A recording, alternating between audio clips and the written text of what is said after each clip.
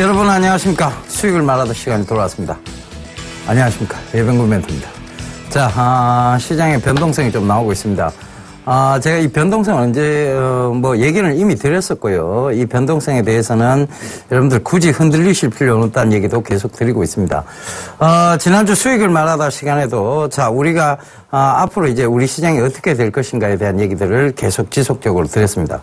그런데 지금 9월이죠. 이 9월 달에 이제, 9월 중순까지 왔습니다. 어찌됐든, 변동성이 마무리되어가는 시점. 즉, 불확실성이 마무리되어가는 시점입니다. 그래서 이 미국 금리 인상에 대한 부분들이 아직도 안개장처럼 불확실성을 만들어내고 있는 것인데요. 오늘 코스피 같은 경우에는 9.91포인트가 빠진 1931포인트입니다. 이게 아마 수요일 날 본방송에 나가 싶은데 월요일 날 녹화거든요. 그러니까 참고를 해보시고요. 그 다음에 코스닥 같은 경우에 6.99포인트가 빠진 이제 660선 그 부분에서 마감이 662포인트네요. 그 부분에서 마감이 됐는데 왜 자꾸 이런 변동성이 나오냐. 결과적으로는 미국의 금리 인상에 대한 불확실성이죠. 이 부분이 계속 변동성을 만들어내는 요인입니다. 그래서 이 얘기를 좀 드리고 가고자 합니다. 제가 분명히 미국 9월 금리 인상은 없다라고 얘기를 드렸어요. 그죠? 미국 9월 금리 인상. 미국 9월 금리 인상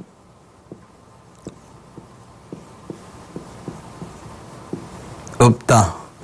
근데 9월 금리 인상을 안 하게 되면 결과적으로 이 미국 9월 금리 인상 안 하게 되면 초저금리 유지다. 초저금리 유지다. 이 얘기를 드렸습니다. 글로벌 초저금리 유지. 이 기준점을 잡고 보시면 시장은 다시 하락폭을 빠르게 회귀할 것이라는 얘기를 드렸습니다. 그래서 이 부분을 좀 참고를 해보시면 좋겠는데요. 자, 그러면 지금 시장에서 나오고 있는 얘기들 중점적으로 한번 살펴보자고요. 자, 지금 시장에서는요. 9월 미국 금리 인상을 안 하게 되면 불확실성이 더 커질 것이다. 왜? 미국이 스스로 경기 지표가 좋지 못하다는 것을 인정한 것이다. 경제 지표.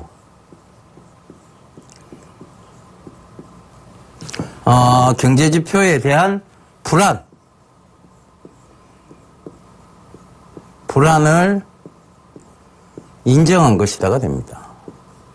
그래서 미국이 9월 금리 인상을 안 하게 되면 시장은 더 불확실성으로 빠져서 나락으로 빠질 것이라는 첫 번째 견해가 있고요. 두 번째, 미국이 금리 인상을 할 경우 불확실성이 어느 정도 당분간 해소가 되기 때문에 시장은 올라올 것이다라고 얘기하는데요. 자, 택도문서입니다. 자, 첫 번째 그 이유를 좀 설명을 드릴게요. 자, 미국이요. 9월 미국이 금리 인상을 합니다. 그러면 이게 끝납니까? 이 불확실성이 끝나요? 물론 단기적으로 끝나겠죠. 그런데 또 다음 금리 인상 시기를 두고 금리 인상 시기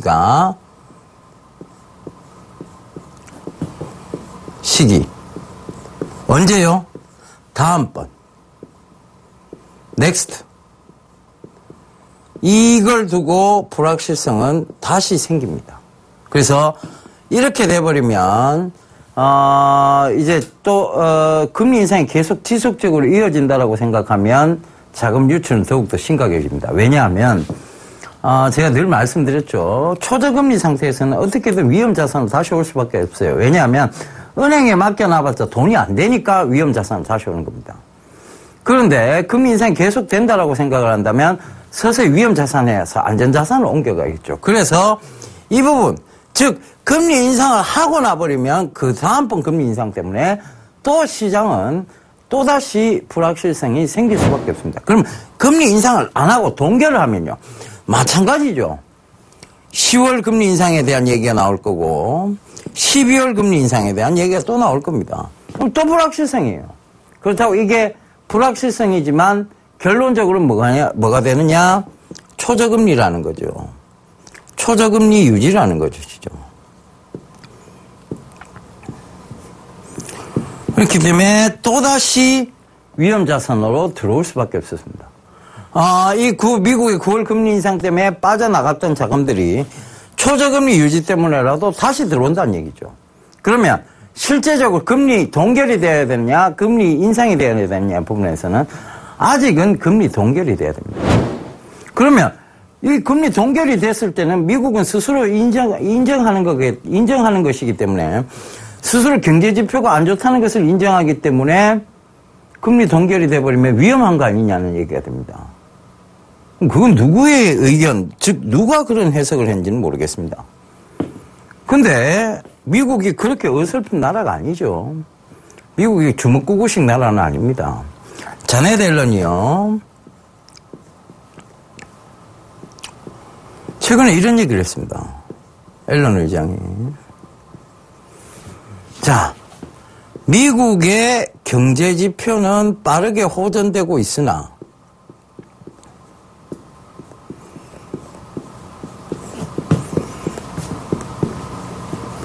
호전 빠르게 진행되고 있답니다. 그런데 금리 인상을 할 경우 이머징 국가들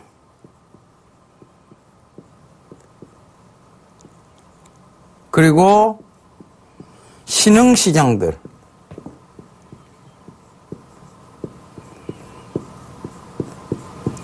신흥시장이 폭탄을 맞을 우려가 있기 때문에 핑계를 다른 나라로 돌리기 시작합니다. 속내는 미국의 대선이 있기 때문이고 그리고 지금 자칫 잘못 금리 인상에 대한 부분들을 얘기해버리고 나면 이 모든 독박을 이 앨런 의장이 져야 됩니다.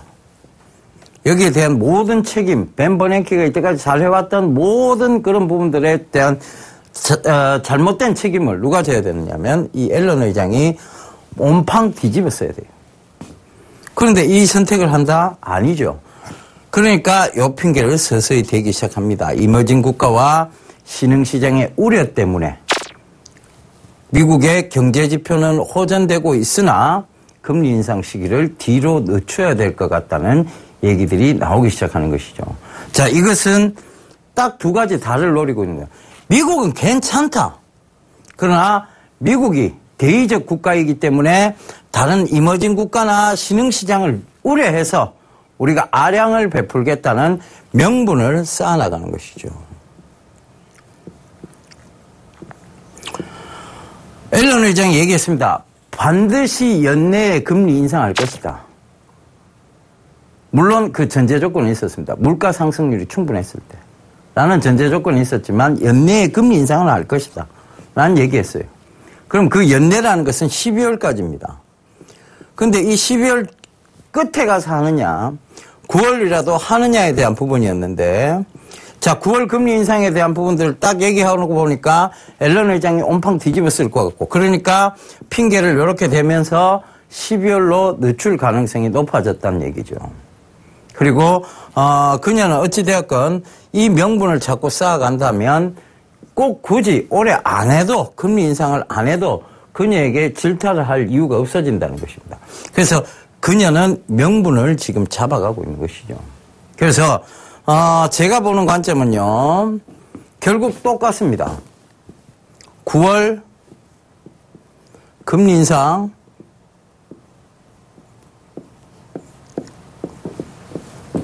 없습니다. 이 얘기는 12월로 늦춰질 가능성이 높습니다.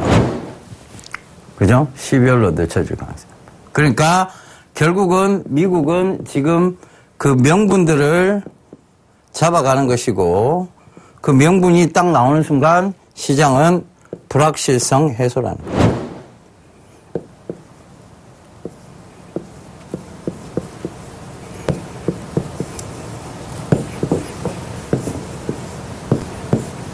이게 중요합니다. 이게. 불확실성 해소가 되면 증시는 반드시 화색을 띠게 되어 있습니다. 지금 이제 누구나 예측해 볼 수 있는 것이 금리 인상을 하든 금리 동결을 하든 불확실성 해소니까 시장은 화색을 띨 것이라는 얘기죠. 그런데 이 화색을 띨 때에 대한 부분입니다. 그럼 과연 화색을 띠면 전체적으로 다 올라올 수 있느냐? 그 부분이에요. 그 부분이 또 중요하게 됐죠. 그죠? 그래서, 시장 건전성은 확보가 되리라고 보여집니다.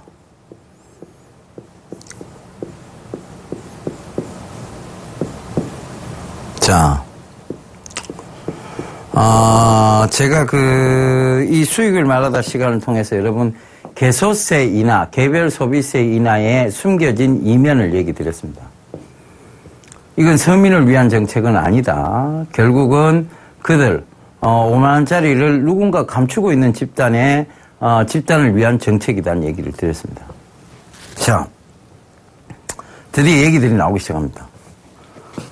자, 이 돈 있는 분들의 어떤 세금을 덜어주기 위한 정책들이 나오죠. 뭡니까? 증여세 완화에 대한 얘기들이 나옵니다.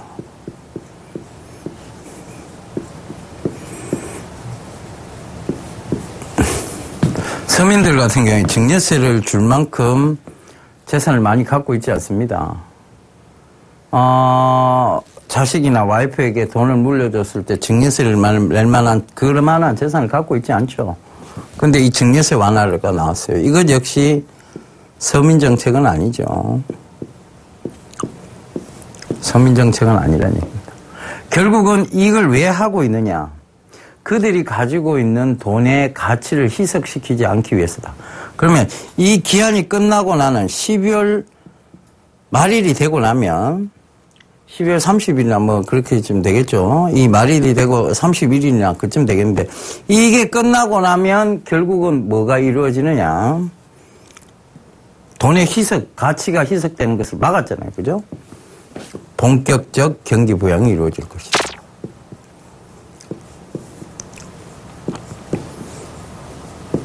이때는 인플레이션으로 가도 된다는 얘기예요. 그죠? 정책 자체가 인플레이션 스탠스를 취할 거예요. 그러면 우리 시장은 앞으로 더 좋아진다고 봐야 됩니까? 나빠진다고 봐야 됩니까? 당연히 더 좋아진다고 봐야 되겠죠.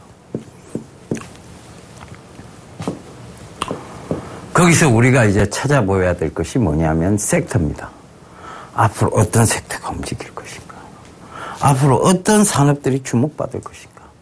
그 산업 싸움에서 우리가 어떤 산업에 투자를 해야 될 것인가? 이 부분이죠. 그걸 지금부터 본격적으로 시작하도록 하겠습니다. 자, 오늘 준비한 자료들을 하나하나 보면서요. 그걸 준비를 해보도록 하겠습니다. 예, 말씀을 드릴게요. 자, 오늘 56강 강의 주제는요. G2를 통해 본 성장기업입니다. G2가 어딥니까? 경제 패권을 서로 나누어 가지거나 서로 독차지하려고 하는 나라들입니다. 바로 미국과 중국입니다. 그래서 미국과 중국에 대한 미국과 중국을 통해서 본 우리나라 성장기업이 뭐가 있느냐에 대한 부분입니다. 그걸 한번 찾아보자는 얘기입니다. 그들은 어떤 곳에 집중을 하고 있고 어떤 산업 쪽을 키우려 하고 있고 그 산업이 키워지면 과연 우리는 어떤 수혜를 받을 것인가에 대한 부분, 우리는 그런 부분에서 어디에 투자를 해야 될 것인가에 대한 부분들을 오늘부터 바로 여기서 주도 면밀하게 파악을 한번 해보도록 하겠습니다. 이 시간은요, 여러분 한 3주간 이어질 겁니다. 우리가 G2를 다루면서 한 주로 딸랑 끝내요. G2를 얘기하는데 뭐 한 주 만에 딸랑 어떻게 끝냅니까? 그죠? 그래도 대국이라고 불리는, 경제 대국이라고 불리는 나라들입니다. 그들의 지금 입김 한 방이 우리한테는 큰 바람으로 다가옵니다. 그것이 지금 대한민국이 처해진 현실이죠. 그래서 그런 부분들을 참고해 보더라도 그들이 과연 어떤 방향으로 가고자 하는지, 그들의 방향은 과연 무엇인지, 그것을 한 3주간 연속으로 여러분들하고 진행을 해보도록 하겠습니다. 자, 첫 번째 자료 한번 좀 보실게요. 자, G2의 현 상황입니다. 글로벌 금융위기 이후에 이제 글로벌 금융위기가 한번 있었죠. 그 이후에 실업이 급증했고 미국 같은 경우에는 소비가 침체됐습니다. 그리고 중국 같은 경우는 성장이 급맹했고 과잉투자 후유증이 나타나기 시작했죠. 그래서 그때 중국의 종합지수가 거의 6,000포인트를 뚫었다가 바로 꺾여 내려오기 시작해서 2,000포인트 미만까지 내려왔습니다. 그 아래까지 내려왔죠. 미국 역시 마찬가지입니다. 세계 대국이라고 자랑하던 국가가 바로 글로벌 금융위기를 겪으면서 지금 이 부분이 되었죠. 자, 이 부분을 먼저 좀 얘기를 해볼게요. 글로벌 금융위기가 오기 전에도요, 여러분, 분명히 뭐가 있었느냐 하면 트리거 현상이 있었습니다. 자, 이렇게 한번 보자고요. 집값이 이렇게 있었어요.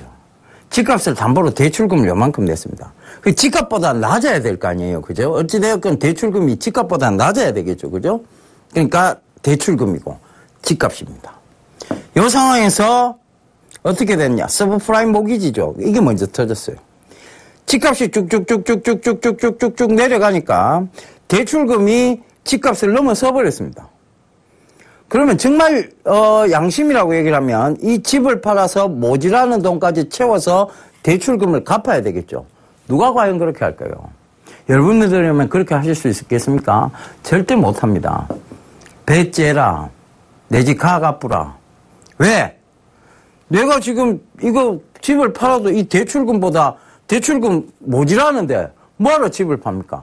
은행에서 너 집가 가라가 되는 거죠. 그러니까 은행이 부실 채권을 떠안게 되는 상황이고, 그러니까 은행이 돈을 받았는 게 아니라 집을 대신 압류를 하기 시작한 것입니다. 그게 결국은 부실 채권이죠. 그 집값은 더 떨어집니다. 왜? 은행은 헐값이라도 팔아야 이 손실을 보전하기, 어느 정도라도 보전하기 때문이죠. 그 집값은 더 내려가 버립니다. 모기지 사태는 더더욱 심각해집니다. 이래서 서브프라임 모기지가 먼저 터졌고요. 그 다음에 뭐가 왔느냐 하면 그로 인해서 은행이 부실 채권을 떠안다 보니까 글로벌 금융위기, 즉 리먼 사태가 터지기 시작한 것입니다. 트리거 현상이 있었죠. 자, 우리는 지금 그럼 현재 트리거 현상이 있느냐는 얘기입니다. 없습니다. 안 나왔어요. 중국이 트리거 현상 아니에요. 택도 없는 소리 하지 마세요. 중국은요, 지금 연 7%대도 경착륙이라고 얘기하고 있습니다. 근데 연 7%가 어떻게 경착륙입니까? 연 7%도 고성장이죠, 원래는. 근데 중국의 지금까지 행보로 봤을 때는 연 7%가 경착륙으로 보고 있는 거예요. 그러니까 그 부분을 참고를 해보시더라도 결국은 뭐냐? 그들은 성장세를 이어가고 있는 나라입니다. 근데 이게 내관이 된다고요? 택도 없는 소리죠. 중국은 또 시장 경쟁 체제, 즉 자율시장 경쟁 체제에 맡겨둔 나라가 아닙니다. 철저하게 중앙에서 통제하는 중앙정부 중심의 통제 시스템, 통제 경제 정책을 갖고 있는 것이 중국이죠. 근데 중국이 내관이 될 수 있다? 조금은 어불성설입니다. 그러니까 그 부분 참고해 보시고요. 그래서 성장이 급맹했고 과잉투자 후유증이 나타났습니다. 그래서 이 탈세계화가, 즉 글로벌화가 진행이 된 것이죠. 그래서 그 다음에 미국이 했던 게 이걸 대책으로 내놨던 게 제조업 육성을 했고 거기 제조업 육성에 대한 필요성을 느끼기 시작했습니다. 그리고 중국은요 독자적 성장 모델을 구축할 필요성이 있다고 느낀 겁니다. 그래서 그때 막 등장한 기업이 샤오미, 화웨이 이런 그리고 알리바바 이런 회사들이 남아있기 시작한 것이죠. 그래서 그런 부분들이 주요가 되면서 G2 주도의 신세계화가 이루어지기 시작한 것입니다. 자, 그래서 그 이후에 제조업 육성의 필요성을 느낀 미국은 첨단 제조업을 육성했습니다. 바로 애플이죠. 그 다음에 구글, 이런 첨단 제조업이었습니다. 그죠? 그리고 그런 정책들을 펼치기 시작했습니다. 그리고 중국은요, 인프라 투자를 했습니다. 지금 AIIB죠. 아시아 인프라 인베스트먼트 뱅크. 거기에 했겠고, 내수 기반 성장 확대를 했습니다. 자, 여기서 첨단 제조업 육성까지 지금 들어가고 있습니다. 중국 역시 마찬가지. 그럼 여기서 우리가 지금 봐야 될 것은 뭐냐에 대한 얘기입니다. 중국으로부터 침해를 당하고 있고, 미국 제품으로부터 눌리고 있습니다. 그럼 우리는요? 우리는 어떻게 살아가야 될까요? 자, 다음 화면을 보면서 이해를 한번 해보자고요. 자, 미국이 어디에다가 집중하고 있느냐에 대한 얘기입니다. 미국이 갑자기 그 금융위기 사태 이후 급성장한 회사가 하나 있습니다. 뭡니까? 테슬라죠. 자, 전기차 회사 테슬라입니다. 아마 테슬라하고 애플의 급성장이 미국의 지금 경제를 주도하고 있다고 봐도 무방할 것입니다, 아마. 그래서 자, 그런 부분들을 IT 업체하고 완성차 업체 제휴 현황 이걸 왜 살펴보느냐면요. 미국은요, 지금도 마찬가지입니다. 첨단 자동차 산업 쪽이 중국으로부터 침해를 안 받는다고 생각을 하고 있어요. 그리고 진입장벽이 높다라고 보고 있습니다. 그들은 어떻게든 IT와 이 자동차를 결합시키려 하고 있습니다. 그래서 가전박람회에 드디어 차가 등장하기 시작했습니다. 그들의 목적이고 그들의 욕구를 해소시켜주는 얘기죠. 그래서 지금 구글의 안드로이드 오토가 스마트카 플랫폼이 되고 있습니다. 그 다음에 애플의 카플레이, 그 다음에 마이크로소프트의 윈도우 인 더 카, 이런 부분들이 지금 이제 그들이 IT 업체와 완성차 업체가 이제 협업하는 관계입니다. 자, 구글의 이제 안드로이드 오토는요, 저 밑에 완성차 제휴업체가 어디하고 호환이 되어 있느냐면 폭스바겐, 그죠? VW라고 표시되는 폭스바겐, GM, 제네럴 모터스, 그 다음에 포드, FCA, 아우디, 닛산, 혼다. 자, 이런 회사들, 기아하고 협력이 되어 있습니다. 자, 그럼 애플의 카플레이는요, 역시 폭스바겐, BMW, 다임러 크라이슬러, GM, 포드, 그 다음에 아우디, 닛산, 혼다, 기아, 역시 호환이 되어 있습니다. 자, 그러면 마이크로소프트사는요, 이제 윈도우 10을 이제 막 깔기 시작하고 있고, 이제 윈도우 10을 이제 막 무료로 배포하고 시작하고 있습니다. 그러니까 늦죠. 그래서 아직은 미정입니다. 얼마만큼 따라올지는 모르겠습니다. 그래서 이 단점이 뭐냐면 구글, 애플에 대비해서 진행 속도가 더디다는 것을 얘기를 하고 있습니다.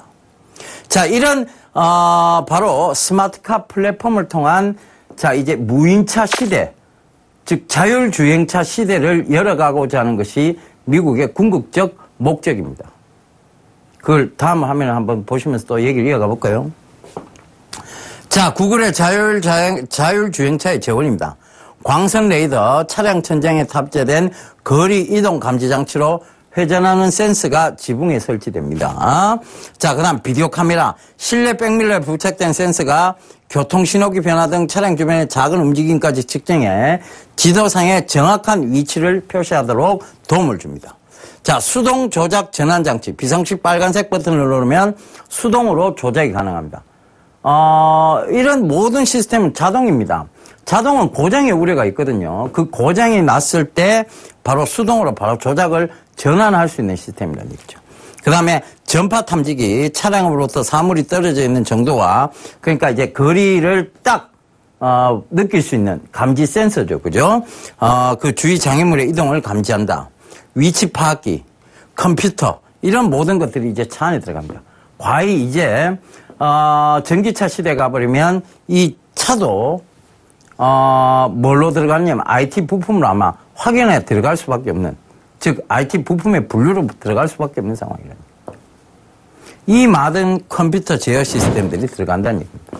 컴퓨터 센서들, 제어들, 그런 시스템이 들어가는 것이죠. 그래서 구글이 지금 굉장히 발빠르게 자율주행차를 개발해 들어가고 있다. 그들의 스마트카 플랫폼 시스템을 통해서. 그래서 제가 이 스마트카 플랫폼 시장은 굉장히 산업 성장성이 높은 쪽이다. 그래서 이걸 계속 지속적으로 보셔야 된다고 말씀드렸던 종목이 있습니다.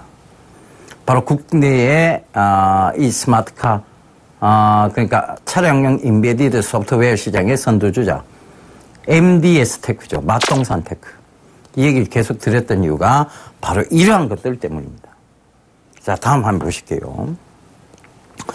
자, 미국의 자율주행차 운행 법안 진행 상황입니다. 이 패스드라고 했는 것이 법안이 통과가 된 것이고요. Under consideration, 즉 아직 고려 중에 있는 것이죠. 고려하에 있는 것이 흰색입니다. 그 파란색이 패스가 된 국가들이에요. 그 주로 주변 국가들이죠. 주변 주입니다. 미시간주가 통과가 됐고요. 그 다음에 플로리다, 네바다, 캘리포니아 이런 주들은 다 통과가 됐습니다. 그리고 fail, 실패하는, 즉, 그러니까 법안 통과에 실패하는 주가 아직은 좀 더 많죠. 아리조나, 콜로라도, 오클라호마, 루이지애나, 사우스캐롤라이나, 미네소타, 위스콘신, 사우스다코타 이런 쪽의 주들은 실패가 되어 있는 상황. 즉 법안 통과 실패를 했습니다. 그렇지만 이것이 점점 파란색으로 채워져 갈 겁니다. 왜? 그들이 자율주행차를 궁극적으로 가고자 하니까요. 자, 다음 한번 보실게요. 그만큼 논의가 활발히 이루어지고 있다는 얘기입니다. 자, 첫 번째 단계, 0단계에서는 위험을 경고했습니다. 운전자가 모두 제어를 해야지 뭔 소리 하느냐. 그래서 경고를 했었죠. 그런데 1단계로 가면서 선택적 능동 제어. 그러니까 한 개의 ADAS를 장착을 해서 운전대 또는 페달 중 선택적 자동 제어를 하게 했고요. 운전자 제어 및 감시를 필수로 하기 시작했습니다. 자, 2단계가 되면서 통합 능동 제어 2개 이상의 ADAS, 즉 장착을 했고 운전대와 페달을 동시에 자동으로 제어했습니다. 자, 3단계가 뭐하냐면 제한적 자율주행입니다. 제한된 조건, 주차장, 자동차 전용 도로 등에서 자율주행을 한다. 오토 크루즈 컨트롤 시스템. 자, 바로 그거죠. 그게 지금 되기 시작했고 특정 상황에서만 운전자가 개입을 한다. 이런 얘기. 자, 이제 4단계로 넘어가기 시작하고 있습니다. 완전 자율주행. 모든 상황에서 자율주행. 운전자는 목적지만 입력하는 것이다. 이것이 그들이 가고자 하는 궁극적인 방향이었던 거예요. 내비게이션 시스템, 이 모든 것들, 즉 그리고 전방 감지 카메라, 후방 감지 카메라, 이 모든 과정들은 결국은 이 완전 자율주행을 가기 위한 하나의 과정이었던 것입니다. 그래서 이제 완전한 자율주행으로 가게 된다면 어떤 회사들이 과연 수혜를 볼 수 있는가에 대한 부분들입니다. 센서겠죠. 수많은 센서가 장착이 될 겁니다. 그래서 센서 시장 제가 들고 나오면서 여러분들께 앞으로 IT 센서 쪽에서 유망한 기업 하나가 있다고 말씀드렸습니다. 바로 QSI였죠. 이번 시장에서 무너지지 않았습니다. 그는 오히려 더 올라왔습니다. 그러니까 그런 미래 시장을 자꾸 보시라는 얘기입니다. 자, 다음 한번 보실게요. 자, 그럼 지금까지 살펴본 것은 미국이었고요. 중국은 얘들은 지금 뭐 어떻게 해왔느냐에 대해. 그들이 지금 글로벌 금융위기를 겪고 난 이후에 어떤 행보를 보여서 지금 어떠한 기업들을 만들어냈느냐. 그걸 우리가 살펴보자고요. 바로 거대 공룡기업이 등장하기 시작했습니다. 샤오미, 화웨이, 알리바마 이런 회사들이 등장하면서 세계 경제에 입김을 불어넣기 시작하고 있습니다. 그중에서 오늘은 샤오미를 좀 살펴볼게요. 샤오미의 지분투자 기업 현황입니다. 제가 잘 타고 다니던 나인봇이라는 세그웨이의 왕발통, 이것도 샤오미께 돼버렸습니다. 샤오미가 인수를 해버렸죠. 그리고 최근에 샤오미의 제품을 보면 미디아라는 에어컨, 심지어 이제 가전제품, 백색 가전까지 손을 대기 시작했다는 얘기입니다.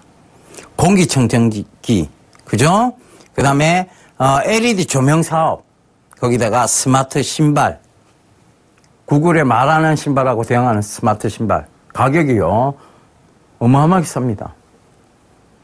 3만 얼마입니다.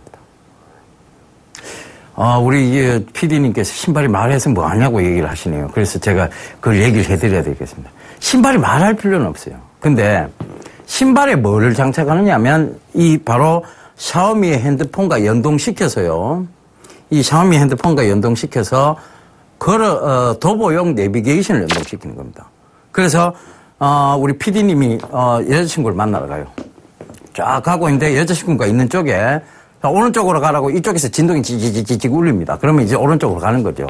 그럼 앞쪽으로 가라 가면 앞쪽으로 지지지직 울리는 거죠. 그죠? 양발이 지직거립니다. 예. 문제는 여자친구가 없다는 게 문제죠. 예, 그게 문제입니다. 그죠? 그러나 곧 생길 겁니다. 우리 PD님 능력이 좀 있거든요. 그래서, 자, 그걸 뭐, 뒷얘기로 남겨두고요. 자, 그래서 이런 모든 부분들이 새롭게 막 연결이 된다는 겁니다. 다 어디에? 이 샤오미의 핸드폰에다가 스마트폰에 연동된다는 것이죠. 놀랍습니다. 자, 다음 한번 보실게요. 샤오미 미밴드입니다. 이거하고 비슷한 지금 웨어러블 디바이스가 뭐 있느냐면 핏빛 차지, 그 다음에 인바디 밴드, 그 다음에 애플워치, 삼성 기어에서 LG워치 어웨인이 있습니다.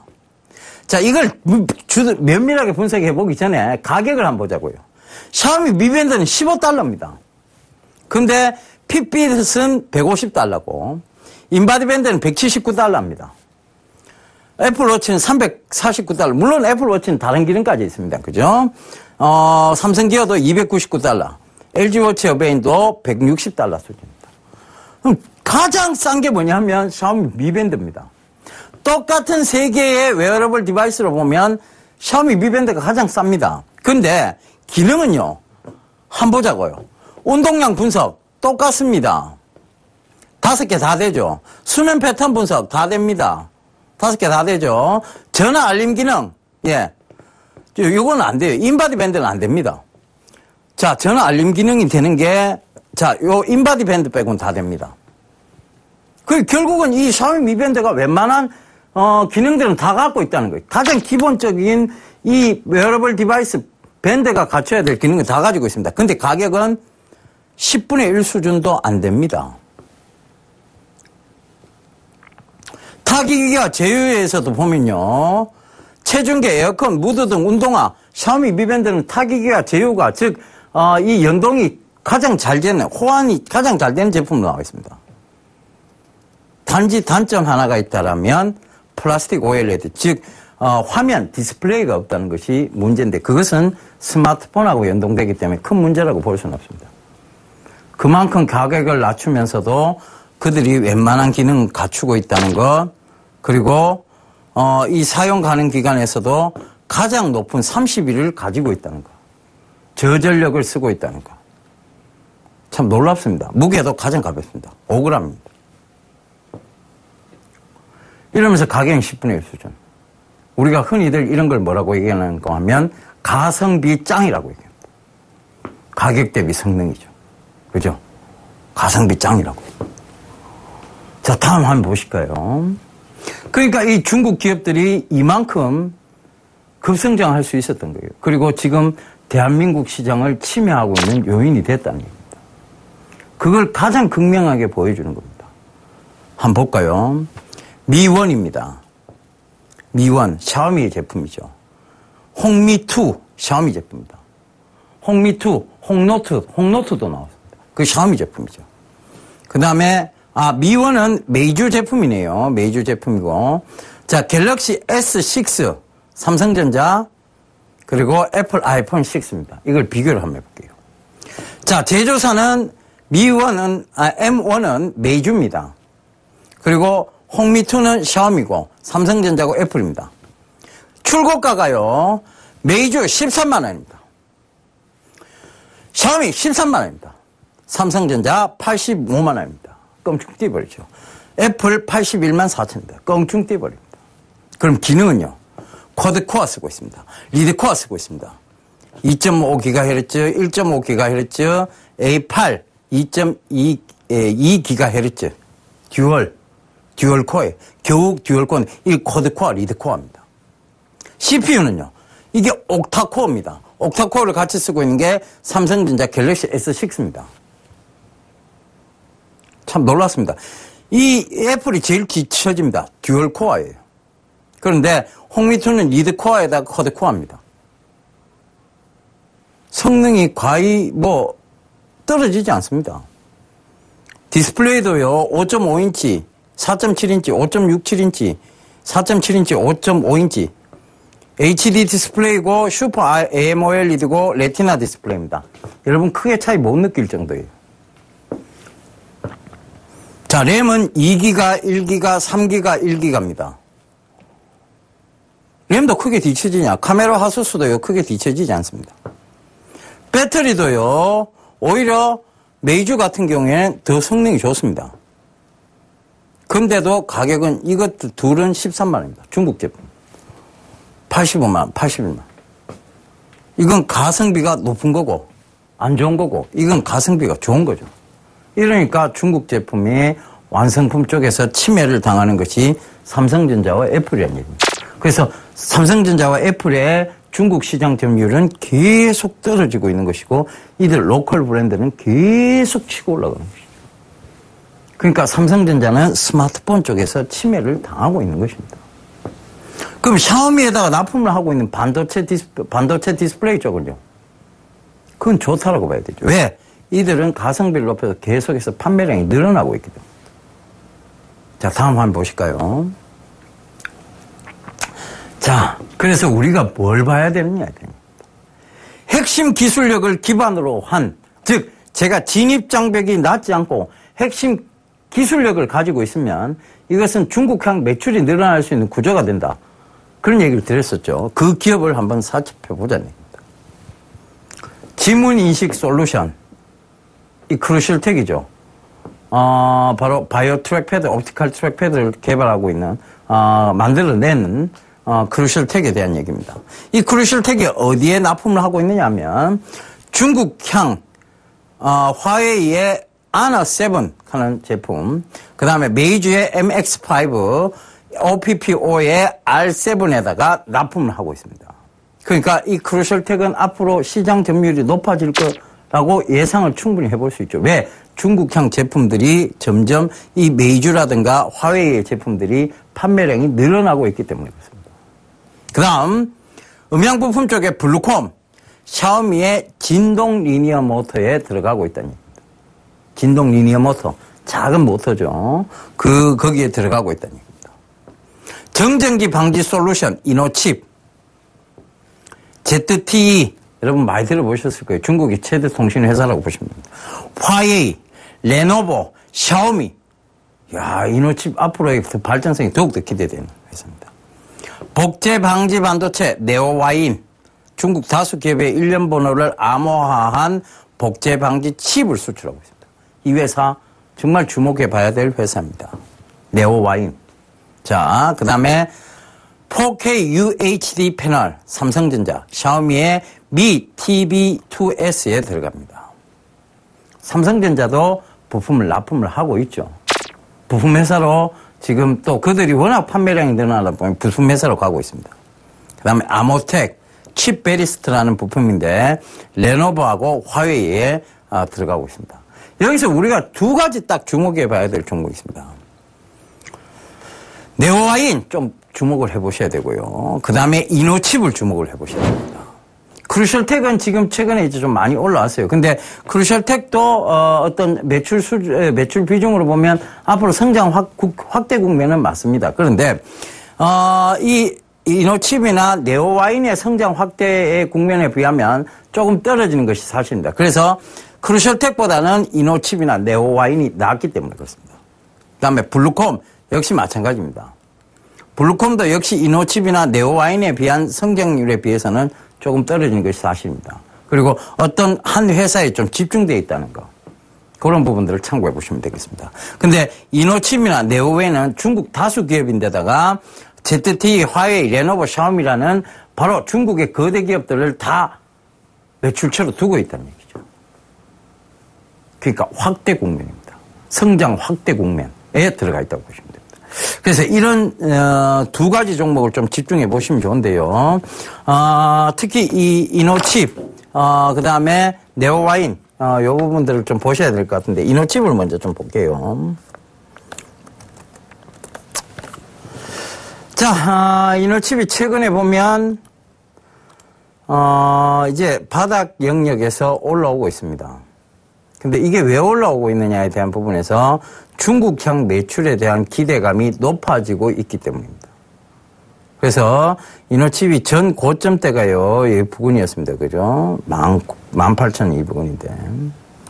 이 부분까지는 쉽게 올라올 수 있다고 봐야 돼요. 그 다음에 또 하나, 주봉상으로 봐도 역시 18,000원 이 부분까지는 쉽게 올라올, 즉, 새롭게 올라올 수밖에 없는, 즉, 박스권으로 보더라도 여기에 지금 저점대와 박스권 상단인 고점대 사이를 왔다 갈 수 있는데 이 폭이 굉장히 큽니다. 그렇다는 것은 이걸 만약에 이번에 뚫게 되면 새로운 신고가를 만들어낼 수 있는 패턴이라는 것도 어느 정도 감지를 하셔야 됩니다. 그죠? 그래서 그 다음 또 네오와인을 한번 볼게요. 이 네오와인 참, 여러분, 죄송합니다. 이 네오와인은 아직은 비상장기입니다. 그래서 네오와인은 아직 보실 필요가 없고요. 자, 그 다음, 블루콤. 요거 좀 볼게요. 블루콤도 성장 국면이에요. 그런데 블루콤은 이제 한 회사에 치중되어 있기 때문에 상승이 제한적 요소가 있을 수 있습니다. 그러니까 즉 박스권 상단이 18,000원대를 박스권 상단으로 보시면 돼요. 여기서는 다시 밀려 내려올 수 있다는 것을 보시면 됩니다. 근데 지금 가격대 그게 나쁘지 않은 가격대죠. 그래서 우리가 제가 강연에서도 이런 얘기 드렸어요. 우리가 어떤 민족입니까? 이런 얘기 드렸어요. 네, 우리 그 감독님께서 배달 민족이라고 하시네요. 예. 뭐 하나 시켜 드시고 싶으신 모양입니다. 예. 뭐, 배달, 통, 이런 거 있죠. 그죠? 그런 데다 시켜 드시면 될 것 같고. 자, 우리는 배달의 민족이 아니고요. 자원이 부족한 민족이었습니다. 이 자원이 부족한 것을 뭘로 채워 나갔습니까? 기술력하고 성실로 채워나갔던 나라입니다. 마찬가지입니다. 지금도요, 이렇게 중국으로부터 침해를 당하고, 그리고 엔저 공습을 받고 있습니다만, 결국은 우리가 극복해내야 될 것은 이 성실함을 바탕으로 한 기술력, 이것으로 극복을 해나가야 되죠. 그래서 지금 IT 업종이 살아나야만 우리나라 산업이 살 수 있다는 얘기를 드리는 겁니다. 기술력, 기술 강국. 그것이 대한민국이 늘 자랑해왔던 그 트레이드 마크죠. 캐치플레이즈고. 우리가 어떤 민족입니까? 예, 기술 민족이죠. 배달의 민족이 아니고. 그죠? 그래서 그런 기술 민족, 기술 강국. 그것을 다시 추구하는 IT 쪽. 이 산업들이 살아나야만 되는 것입니다. 시장에 대해서 갖가지 우려들을 많이 하고 계십니다. 그런데 아직은 저런 핵심 기술력으로 기본으로 한 중국형 매출 기업들이 아직 대한민국에 건재하고 있기 때문에요. 여러분 걱정 너무 안 하셔도 됩니다. 결국은 이 위기, 이 불확실성은 지나갈 수밖에 없는 일이고 이게 지나가고 나면 결국은 저렇게 기술력을 인정받는 섹터들은 다시금 올라올 수밖에 없는 것이죠. 시장을 여러분 이렇게 한번 생각해 보세요. 제가 딱 한 말씀 얘기 드리고 자, 물러가도록 하겠습니다. 자, 여러분 우리가 비관론자가 있고 비관 그리고 낙관 이게 있습니다. 그죠? 이걸 부정론자라고 우리가 얘기를 하고요. 이걸 긍정론자라고 얘기를 합니다. 근데 이 비관론자의 대표적 인물이 누구냐? 루비니 교수. 닥터 둠이라고 불리죠. 자, 그럼 낙관론자의 대표적 인물은 누구냐? 워렌 버핏입니다.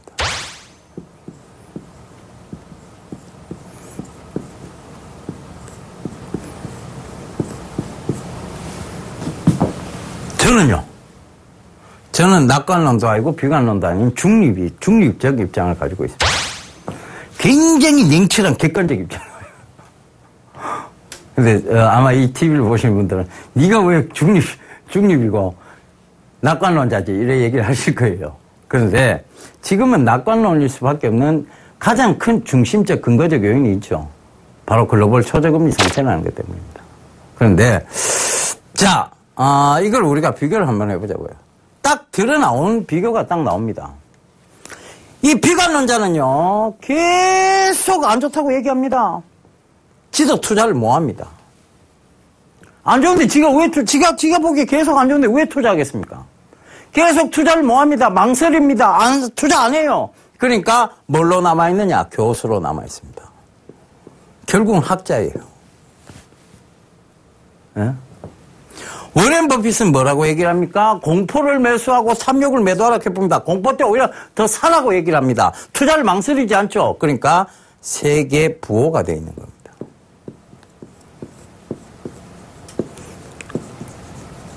여러분은 세계 부호의 길을 따라가시겠습니까? 교수의 길을 따라가시겠습니까? 답은 정해져 있습니다. 그죠? 예. 근데 어설픈 사람들이 교수의 길을 따라가면 교수도 안 됩니다. 그냥 염세주의자가 되어버리죠. 그래서 이런 부분들은 안 따라하시는 게 좋습니다. 왜? 투자를 계속 망설이게 만드는 요인입니다. 여러분, 투자를 망설이지 마십시오. 망설이면 수익도 없습니다. 결국은 공포를 매수하라는 워렌 버핏의 얘기가 맞다는 얘기입니다. 그 공포를 매수해야 되는데 여러분들 이런 얘기하죠. 왜 조금 더 싼 가격에 조금 더 싼 가격에 사고 싶다. 조금 더 싼 가격. 물론 조금 더 싼 가격에 잡으면 좋죠. 그런데 여러분들이 이 조금 더 싼 가격이라고 얘기하는 이유가 뭐냐면 2% 뛰기, 5% 뛰기 이걸 즉 단기 매매를 하기 때문에 조금 더 싼 가격이 중요한 거예요. 어떤 투자를 해서 50%를 보고 들어가거나 100%를 보고 들어가는 사람들은 이 조금 더 싼 가격이 중요하지 않습니다. 왜? 5% 뛰기가 아닌데 5% 뛰기, 2% 뛰기, 3% 뛰기면 조금 더 싼 가격이 중요하죠. 왜? 금방 팔아야 되니까. 50%, 100%를 보고 들어가는데 이 조금 더 싼 가격이 중요합니까? 50%, 100%를 보고 들어가기 때문에 비중도 많이 실어야 되는데 밑에서 매수 쫙 걸어놔 보세요. 그게 매수가 되는가? 안 돼요. 그러니까 뭐냐 하면 조금 더 싼 가격이 무의미하다는 얘기입니다.